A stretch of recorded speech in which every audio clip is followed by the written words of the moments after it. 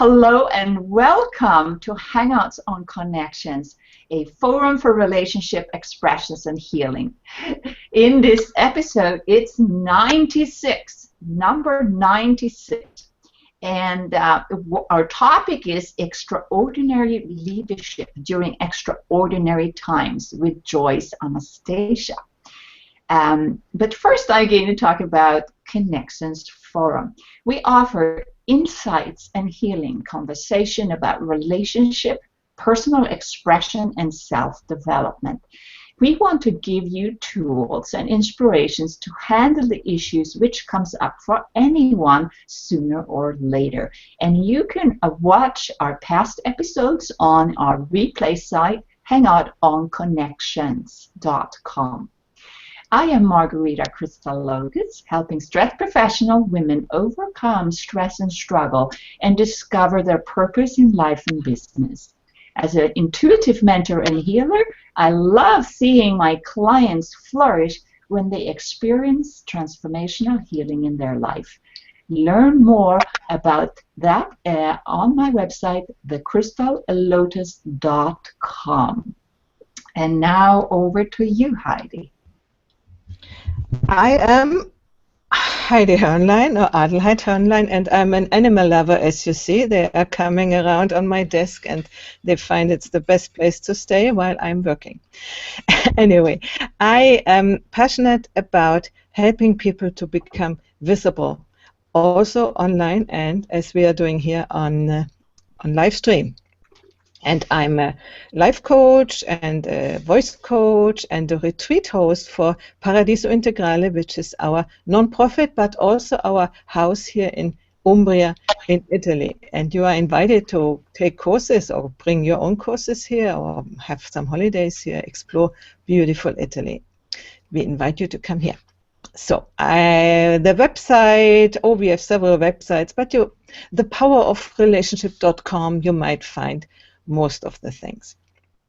And today I'm really, really happy to introduce to you Joyce. Joyce is a friend of mine we got to know about 4 years ago, and we had quite a contact. We were working together about these topics of self-growth and self-development, and we were very, very going deep into it. And now I reconnected with her, and she has written a wonderful book where we want to talk about it today. It's about the extraordinary leadership in extraordinary times.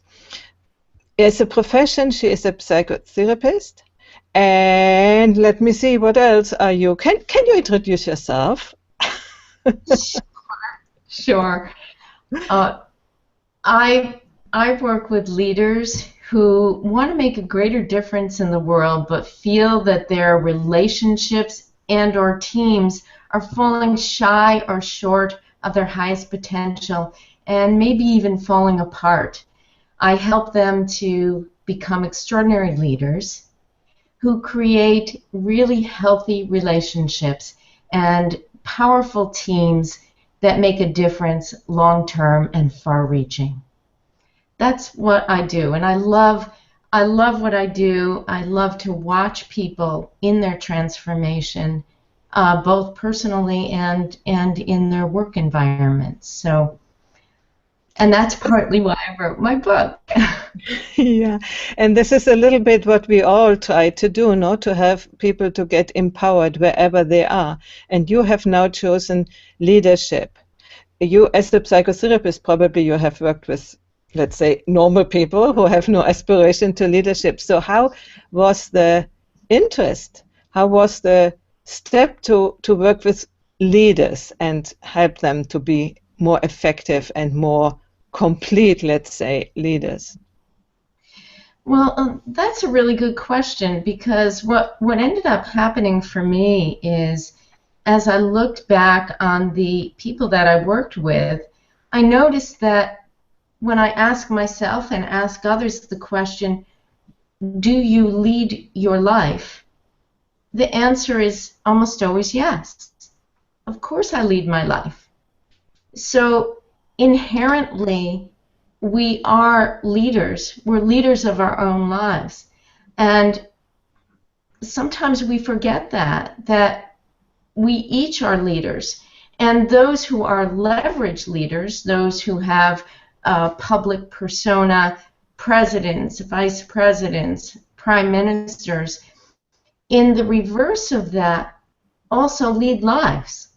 Also, they don't only lead countries, but they have their own lives to lead as well. So as I was working with various leaders, in leverage leaders, I realized that it really starts from within. How do we lead our lives, and can we bridge between the leading of our lives and the difference we'd like to make in the world? And once I began to do that more with myself and look at various aspects of leadership, that's when the change started to happen for me, my own transformation. And I also saw it in my clients. I'll give you an example. I often had clients referred to me. So a lot of leverage leaders don't like to feel like they're weak in any way, to have to go to someone for counsel or consultation on these more personal issues. But oftentimes I would get referrals from people whose wife or husband has walked out on them after 30 years of marriage and they didn't see it coming. Or their team might be falling apart. They're doing well in the mainstream media about what's happening with their company, or if they're in politics, whether they're doing well in politics, but things on the home front are not doing so well. Their teams are fighting. Their team members are talking gossip at the water cooler, bad-mouthing their leadership and maybe even each other. So oftentimes in that context, I would come in and work with those leverage leaders personally on a very private, confidential level, and look and unpeel the onion of what actually happened here, what's going on, and is it something personal first that needs to be addressed?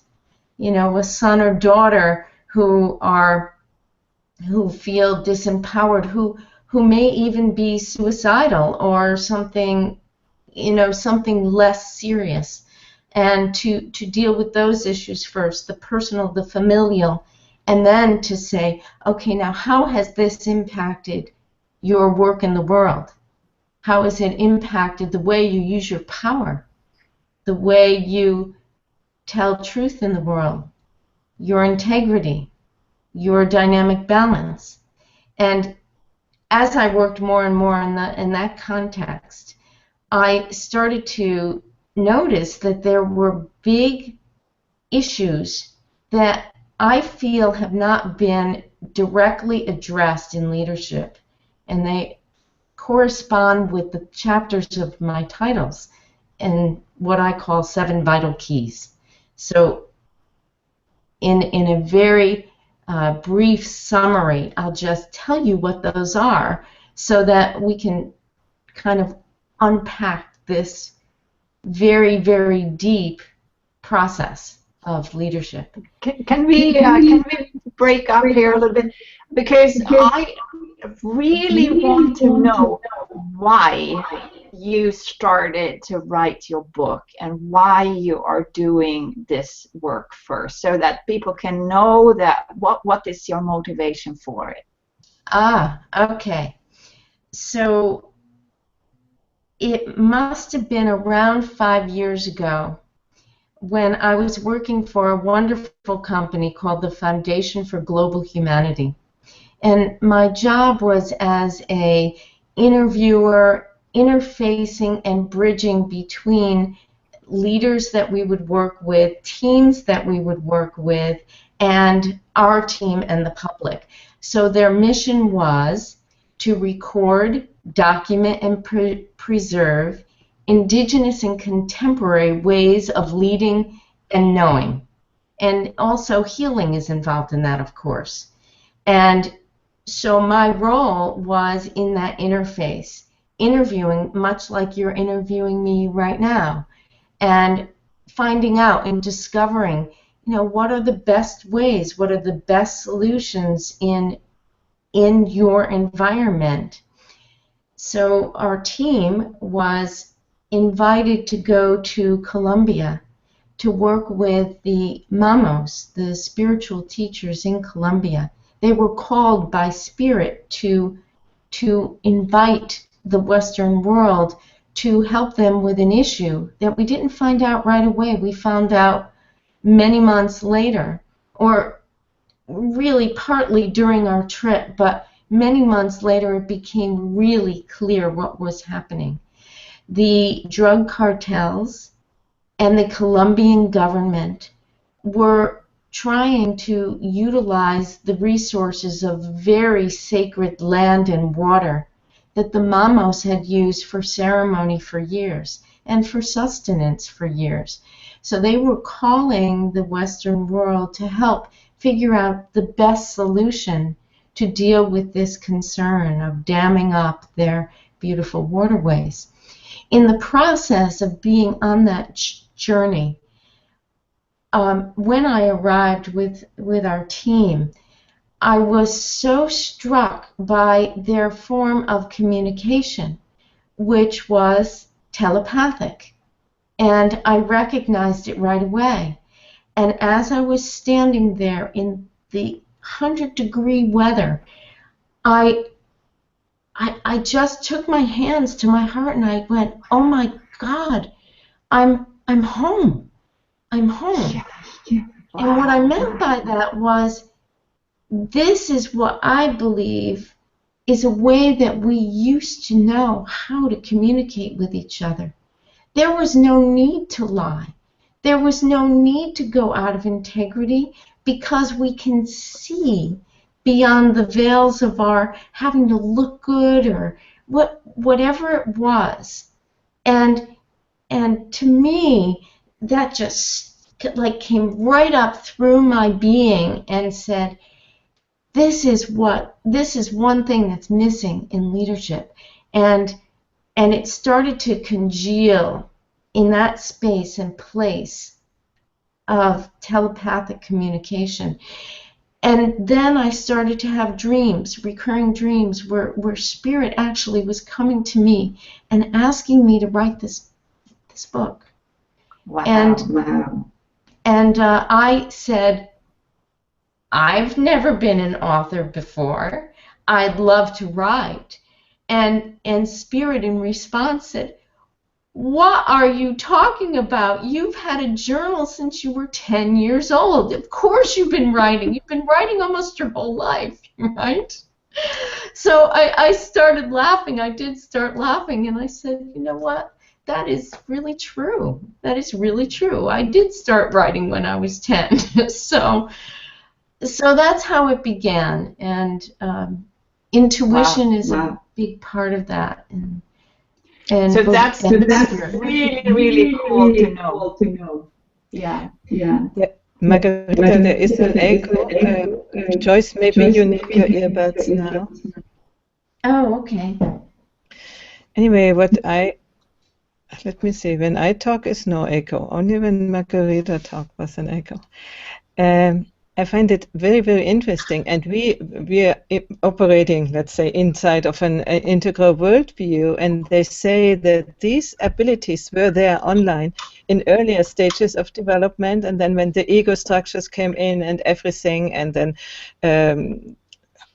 higher state, it sort of disappeared. It was overlaid, and the more you are able to grow up and do also the spiritual work and open up your being, the more you become able again. And I think what you were saying is exactly that, no? When you are in your spiritual work, you can reopen to these other channels of perceiving. And we had John Freeman on the show last week on the Wisdom Factory, and he posted a thing which I then posted in Google Plus on my account, and I want to read it to you because I think it goes into it. He says Oh, he please has do. written. Yeah, he has written a book. It's called Science of Possibility, and he's talking about things like you are talking, but not for leadership, but general for possibility. And he says we will never know everything, but we do know enough. We have to learn to act on our awareness and make choices in the now. That which is hidden from the cognitive is available to our intuitive knowing.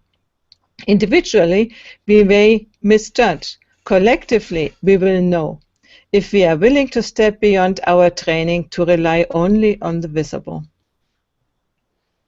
Oh, that's beautiful. Thank you. Thank you for sharing that. I love that. Yeah. So tell us a little more about that, about this intuitive knowing, and you say telepathic knowing. There are, let's want to say something else. Just an exercise for the mind. Imagine if we could do that now. If we all knew what is going on in the minds of other people now, you imagine how the world would be. I've imagined it many, many, many times, actually, because, well, you know the old Woody Allen movies where, you know, you have the little bubble up above, and in fact, a recent movie, and I haven't seen it yet, but I've heard that it is like this, Inside Out. It's a Disney film that allows you to see the inside of a young woman who is being moved from her home into another location. And, oh, hang on just a minute. I have to plug in, I have to put my plug in since I had to move my computer, just so I don't run out of battery. Hang on. Otherwise, we will lose you, and we don't want to lose you. Yes, hang on a second. We are getting into really, really amazing topics here, and this is what we want, you know, like to uncover that. And maybe when we are on Google here, maybe the next channel is that telepathic channel, you know. Yes. Because I've worked with a lot of people who tend to go down the concrete route. You know, our brain is wired in a beautiful way, left and right hemisphere. Left tends to be very concrete, logical. Right brain is the open-hearted, the open-minded, where the intuition enters in. But it's my belief and my observation as human beings that when we integrate those in a balanced, dynamically balanced way, that's when we actually can create miracles, and when miracles occur. So that, for example, our concrete desire to have something occur, like this show today, you had an intention. You invited me. All these are concrete steps to bring it into fruition. But our intuitions also played a role. You were inspired to invite certain topics at this time, and then I was hearing your call, and I let it sit and said, oh, what a beautiful match it is, intuitively. I don't know you, Margarita. This is my first time meeting you. But I knew you would be a wonderful being. You couldn't be otherwise, having a show like both of you created, this beautiful show that you've put together that I'm sure is teaching and training people throughout the globe in a beautiful way. So you see how if we're not careful, and we just go all intuitive, we forget that we're human on a gravity-based Earth, that when those two work together, and that's why I think we're designed this way, if they come together, sometimes we have to use our intuition more than we use our concrete logic, and vice versa. And when we can develop those muscles, because they are muscles, dynamically together, amazing, miraculous things occur. And I've seen it over and over again. I have a chapter, it's a vital key called Remembering Our Miraculous Nature. Because in our society, I think we've taken the masculine, divine masculine principles to their extreme around action, around concrete logic, and we've gone out of balance societally, and we need to bring it back to center, or maybe shift over a little more to the intuitive and the psychic connections to readjust a world out of balance right now. Absolutely. So Absolutely.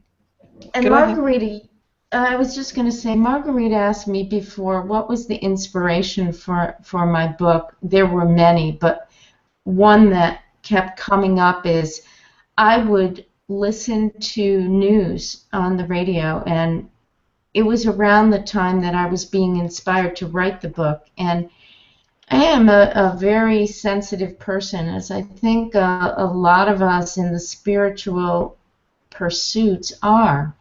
And I kept being baffled by global news.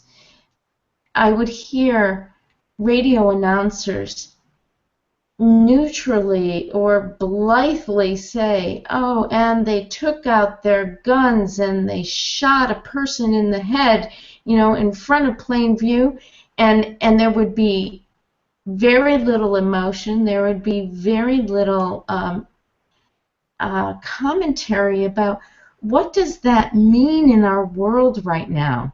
It's, yes, I understand news are the facts, but news has been co-opted to be other than what is actually happening on the ground.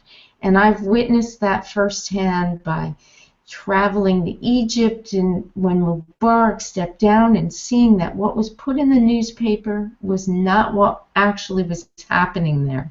So these global issues were disturbing to my being. And when that radio announcer was talking about, at the time it was Israel and Palestine, the whole warring all over the globe is something that I've always believed didn't have to happen. That we are wise enough to make different choices rather than to attack violence with violence. That violence begets violence, and why did this continue to happen? And in that research and that search, I discovered many, many things that brought me to some of the conclusions that I talk about in Truth, in the vital key on truth, on power, what we do with it, where money takes us, and how money got distorted into being equated to our meaning. And in fact, it isn't. It's just an exchange of energy, like any exchange of energy. So all of those things were what brought me to bringing this out into the world and helping people to navigate it so that they could truly make transformations within their own hearts and minds, be more truth-telling, be more integrous, and explore their miraculous nature, so that they could manifest and make a difference in the world outside of themselves. So I have a question here about your book. You mentioned the 7 keys, the 7 steps. Can you go through some of them? Sure. The first vital key is called consciously choosing power with versus power over. And I talk very deeply about how we often are reactive, and we're reactive based upon beliefs that we have developed that are often unconscious in our own beings based upon core wounds. And you guys have talked about that a lot in relational spaces. You know, how do you improve in relationships if you're actually relating to yourself in a way that is unhealthy? If you can begin to develop a better relationship with yourself and what you'd like to bring out in the world, and I say especially around power, then I think this world would be automatically a better place to be. So that's power. The second is about seeking and speaking truth. The third is about integrity, walking your deeper talk. The fourth is about dissolving separation and honoring uniqueness within the whole. So we are unique, and yet within this unified field, when we feel one with all that is. The fifth is about dynamic balance that I talked about before. Really, really honoring dynamic balance and dancing with it.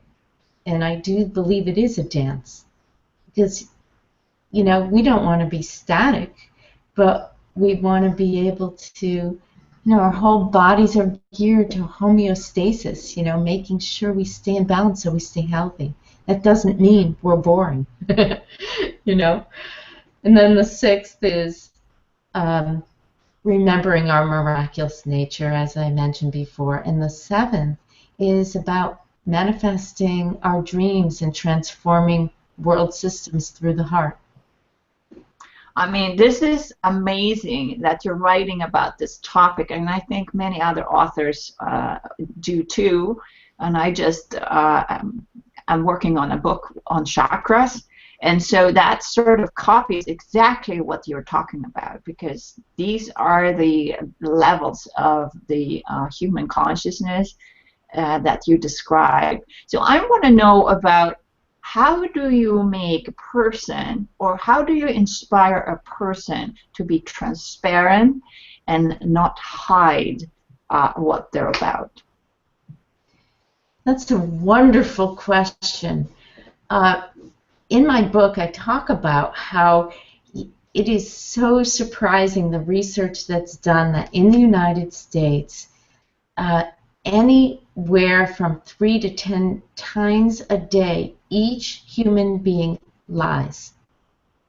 And when I first heard that statistic, I totally honor truthfulness. I was stunned. I said, this can't possibly be.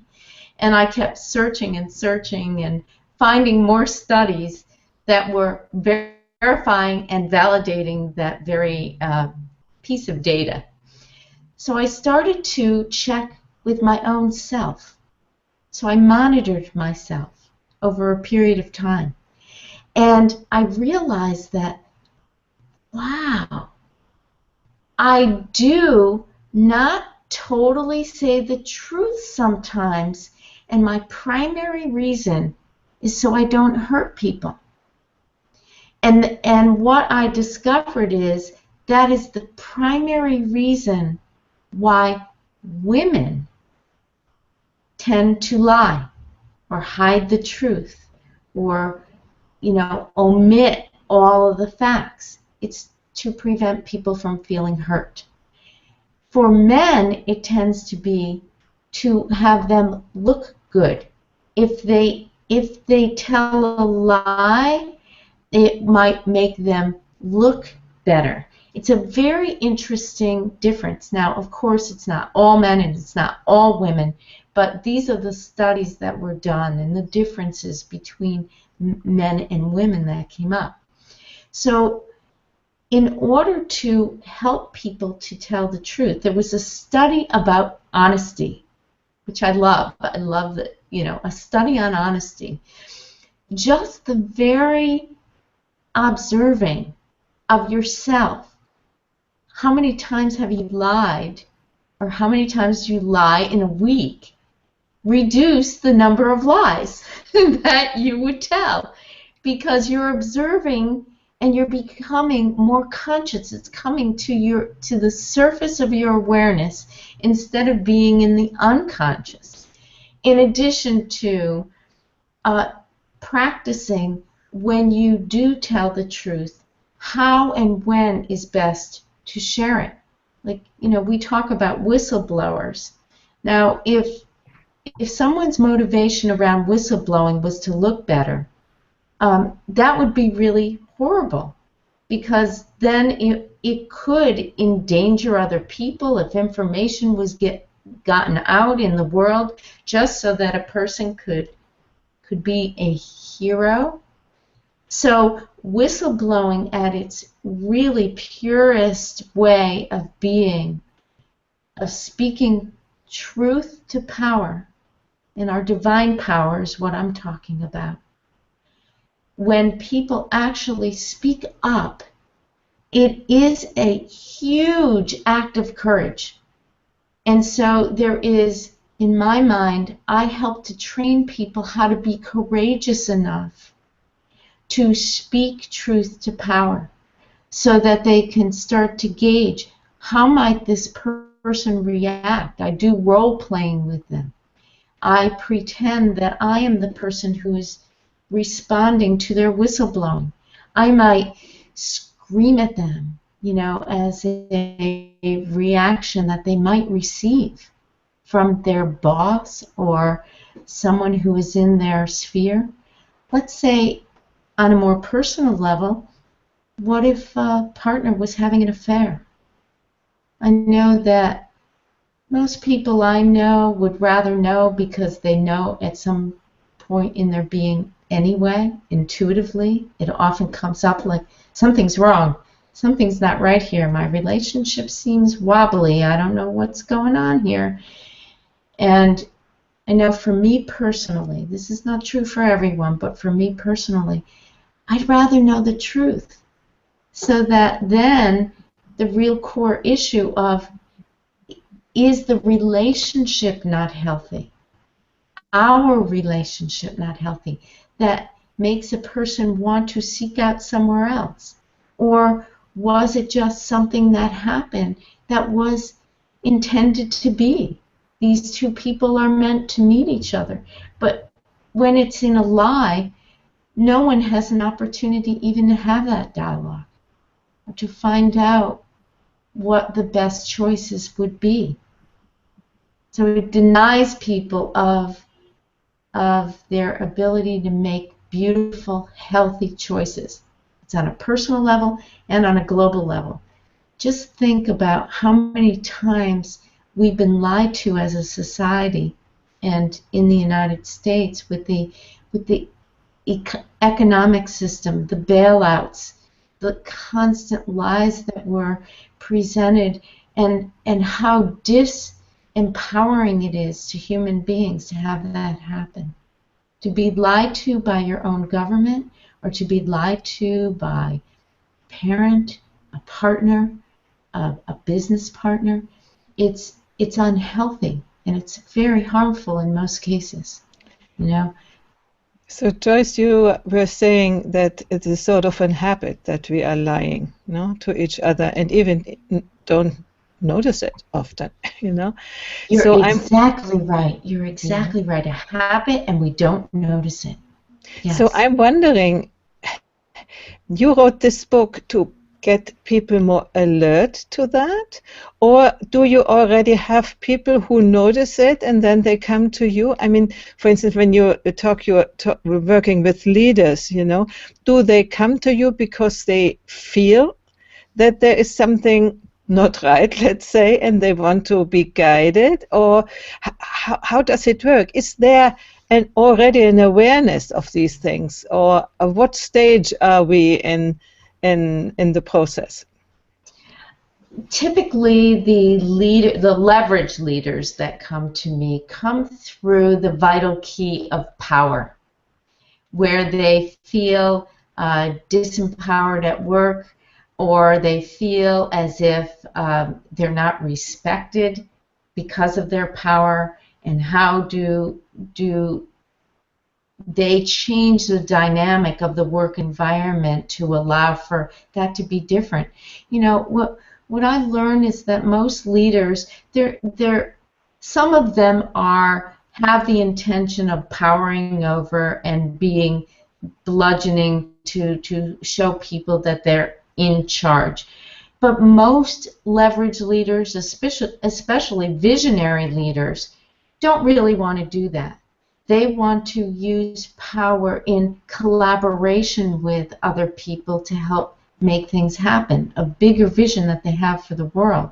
So when they come to me, they're feeling like, how do I gain the leverage of my own divine power to empower others to feel like they can contribute equally, like a distribution of power in the environment, in kind of a way of a different form of governance that needs to be implemented, or even in their family. Like, I remember my dad saying things like, it's my way or the highway, you know, and like, that's not empowering, you know, and when that shifts and there's an openness, like a recognition something is wrong, then that leaves room for growth and transformation to occur.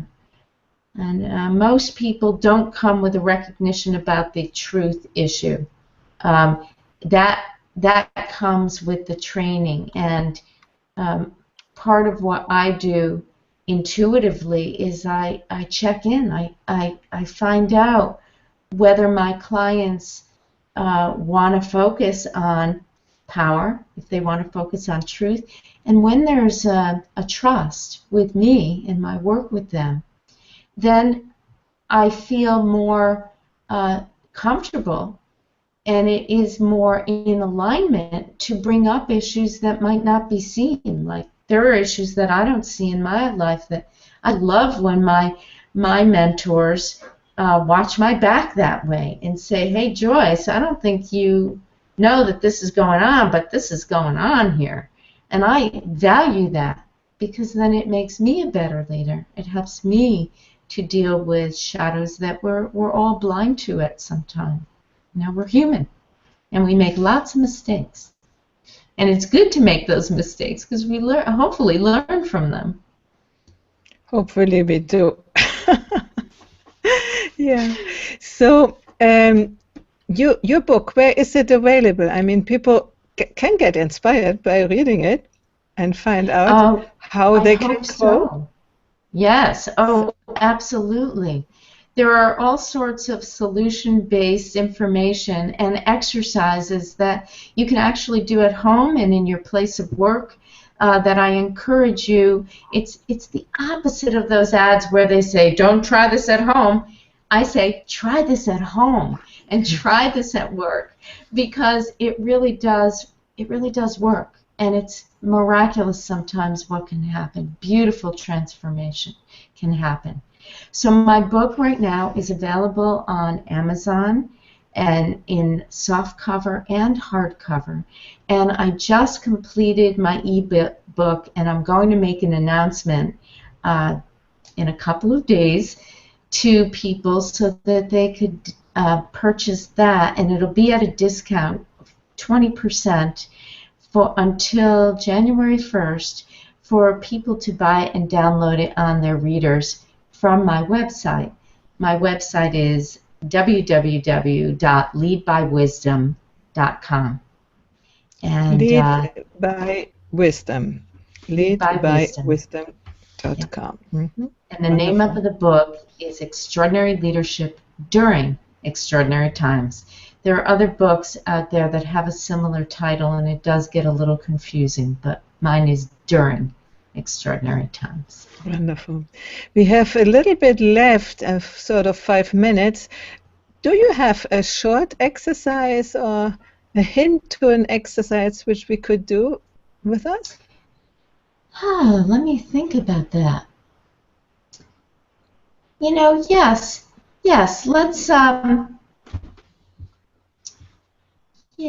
me ask you to come up with a challenge you're having in your life or your work, and if you feel comfortable, you could say it out loud or not, or you can just write it down.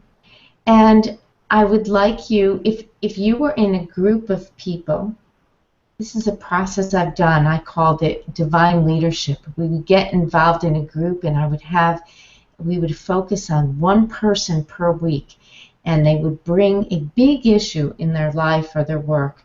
And the first part of the exercise would be to come up with concrete solutions right in the moment.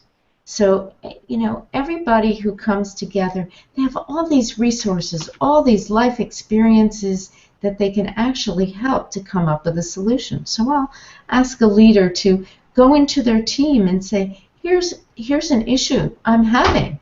And they would each give concrete solutions. So I want you to think of one concrete solution for your problem. And I'll give an example for myself, unless you have one that you'd like to share. Do either of you have one that you'd like to share? Well, I do have one, but it's very private. Okay, great. That's exactly why I said that. So you don't have to share it. So I'll have to show you. I have to show you. Okay. Oh, that's beautiful. So this is me here, but I can't reach the other one. That's beautiful. Okay, so that says it all. I love that drawing. I also believe in the creative arts being brought into the mix. That's part of my background. I also have a master's degree in fine arts, and I love it as a means to express in the world. So beautiful what you just showed me and showed us. Thank you for sharing that. So that described to me your desire to reach out to a person that you feel isolated from. You can't enter into that place, or even enter into your heart space maybe, but enter into the heart of someone in your sphere. So I might ask you, or I would go around the circle and I might say, have you reached out to this person verbally? Or have you reached out psychically? Have you done an exercise where you write them a letter and then tear the letter up, or burnt the letter? I think I've done 10 times that much. Okay, perfect. So you discern whether you've done concrete solutions. Yeah. And this is an exercise to train people in how to do concrete solutions and how to do intuitive solutions. Okay? So for the intuitive part, we go around and ask. So your partner here, Heidi, do you have anything that you would like to offer to Marguerite in this concrete solution? And then I'm going to share an intuitive solution. Oh dear. Yeah, probably I would work on my heart and see if it is really open, and if it can go out and inspire the other heart to open, something like that. That's a beautiful example. Beautiful example.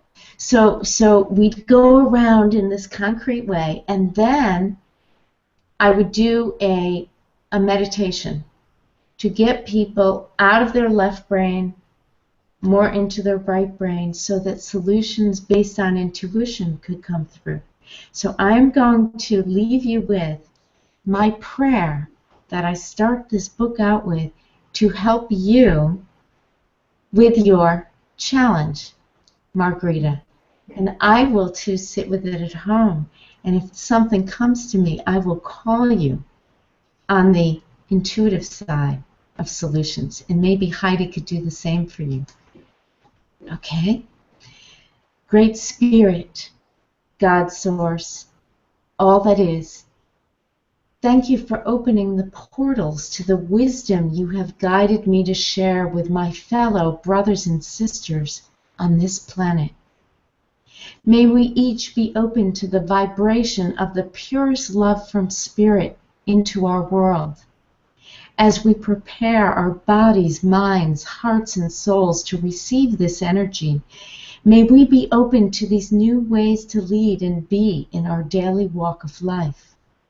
My heart is filled with gratitude for the gifts offered by Great Spirit in the messages I received for the creation of this book.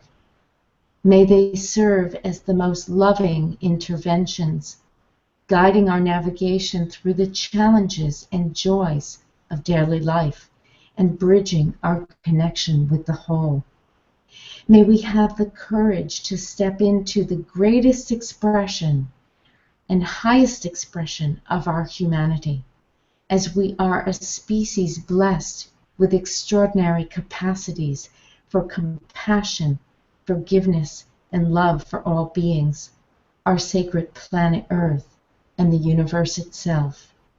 May we also take courage in listening to that deep calling to shine light on our miraculous nature and to heed the call to lead by wisdom during these extraordinary times. Thank you so much.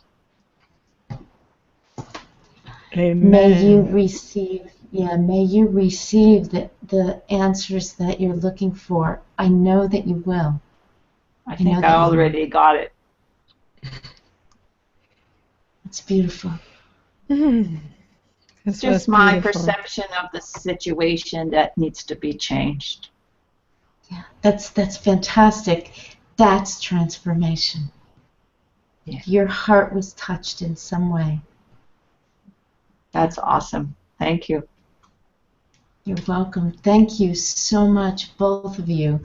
It was delightful to share with you about this is really my life work. This is the work that I do in the world, and I thank you so much for allowing me to share during this space and sacred place. Thank you. And we're going to thank you too. And Heidi, what is your takeaway here? Let's say my takeaway is that you have created for us a sacred space, and for who was able to watch. We had a little bit of a glitch where not everybody could watch, so hopefully in the replay there will be the people. But I think this is maintaining also in a recording the same atmosphere, so it was really, thank you. Yeah, technology, it's we do our best with it, and it's all in divine timing and ways. We never know how this will unfold and who it will touch, and same with your program overall. I'm sure many people have been really blessed by your offerings on this planet, and I thank you for that. Thank you. And Margarita? I think I said it all. We should have Joyce back another time in another format and platform. That's my takeaway, that we should really do that again. Yeah. I love the interaction. I love the interactive. Yeah, that's the wonderful thing we are given here with these platforms, which are, first it was only Google Hangout, and now there are others too. And we want to invite you, Joyce, and also who succeeds in watching us. We will have our anniversary today, Margarita and me, 2 years of collaboration doing these shows. This year today was the 96th one, and if you consider the year has not ended yet, but we finish it today because Margarita is going to her home country, Sweden. So we almost did every week. We left out maybe 3 weeks or something, and we were with you every week for 2 years, and it was a big journey for us. And I'm sure and very grateful, as you said, Joyce, that we could reach some people, and we had some wonderful testimonies. And we want to do the work, continue the work in some other way. We have to figure it out. Anyway, there is the celebration on Blab, and it is on the event page. And if you go to at Traviata, with the big T, this is the heroine of Verdi, the opera, Traviata 56. This is my Twitter handle, and when you will see us live in about 10 minutes there, and we invite you with a glass of champagne, have it together with us for the celebration. Oh, I love that. Congratulations, both of you. That is quite an accomplishment. That is quite an accomplishment. I know it's such a dedicated exercise to do this, and just congratulations. That's fantastic. Unfortunately, we have to. Mm-hmm. All right, I we will have to catch. We have I to didn't hear close. you, Margaret. We have to sure. end this session because we're going to go to the celebration session. Is there anyone who wants to say anything more? I just wish blessings for everyone out there for the holidays, and may they navigate through all the world global issues with deep love and compassion rather than aggression. I really encourage that. Yes, I really encourage peaceful engagement and nonviolent communication to